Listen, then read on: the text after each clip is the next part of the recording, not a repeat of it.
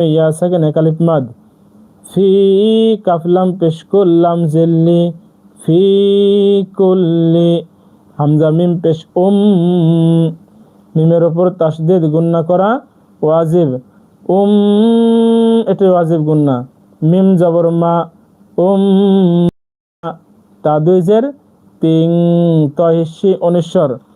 এখানে অনিশ্বর গুন্না করব, কারণ দুই জেরকে তানবিন বলে, তানবিনের পরে আমরা শিন অক্ষর পেয়েছি ইকফার হরফ, এই জন্য তানবিনটাকে আমরা ইকফা গুন্না মানে অনিশ্বর গুন্না করে পড়ব।